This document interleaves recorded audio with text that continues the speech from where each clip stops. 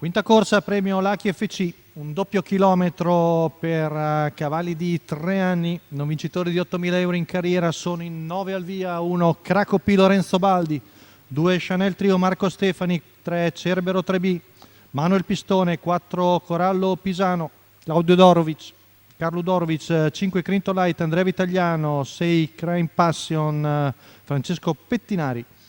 In seconda fila 7 Costa Rica Pax, Gennaro Casolari, 8 Caruso Grat, Maurizio Cheli, 9 Charming Colkey, Fabio Madonia.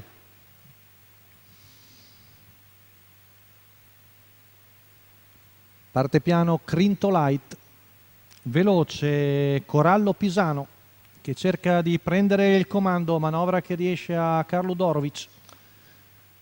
Poi vediamo in seconda posizione Crime Passion, anzi il numero 3 di Cerbero 3B che va a chiedere strada.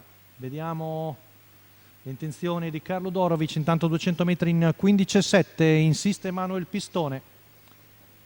Vediamo che sembra poter passare qui davanti alle tribune e quindi nuovo battistrada, Cerbero 3B davanti a Corallo Pisano, poi lungo la corda Cracco P, avanza al largo Crime Passion, scavalcando Chanel Trio, intanto 39 i primi 400 metri, siamo sulla seconda curva con in vantaggio Cerbero 3B, avanza al largo Crime Passion, trascinandosi Chanel Trio, poi vediamo al largo Charming Colkey, mentre in coda Crinto Light, 600 in 47,4, retta di là, sempre in vantaggio il figlio di Vivid Wise S, ormai a compimento del primo giro, passato dall'allievo di Manuel Pistone in 1,3,3. Seconda posizione sempre per Corallo Pisano davanti a Crack OP, poi vediamo Caruso Grad in quarta posizione.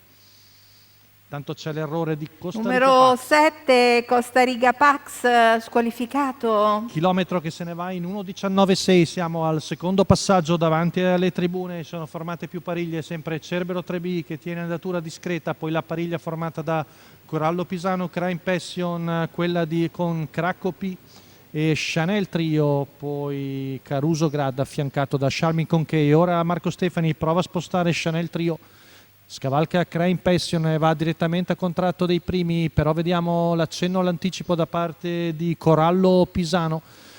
Curva passata in 15,6, aumenta il ritmo Cerbero 3P, Corallo Pisano rimane lì, ne approfitta Chanel Trio per affiancare il battistrada, Cracco P in terza posizione lungo la corda, siamo a 400 metri dalla conclusione, sempre in vantaggio Cerbero 3P, avvicinato pericolosamente da Chanel Trio, lascia la corda anche Lorenzo Baldi con Cracco P e va nella scia dell'allieva di Marco Stefani, ancora tutto da giocare a 250 metri dalla conclusione, sembra ancora però molto saldo il comando, Cerbero 3P che allunga, retta d'arrivo, Cerbero 3B tenta lo stacco, si butta di dentro Corallo Pisano, poi ancora Chanel Trio, ultimi 50 metri, Corallo Pisano di dentro, Cerbero 3B e Chanel Trio alla fine, Cerbero 3B si difende dall'attacco contemporaneo di Corallo Pisano di dentro e Chanel Trio esterno al quarto Cracco P, 29,4 a chiudere, 1,17,2 la media al chilometro. Rivediamo la retta d'arrivo con il figlio di Vivid Wise S che stringe i denti, deve difendersi dall'attacco interno di Corallo Pisano,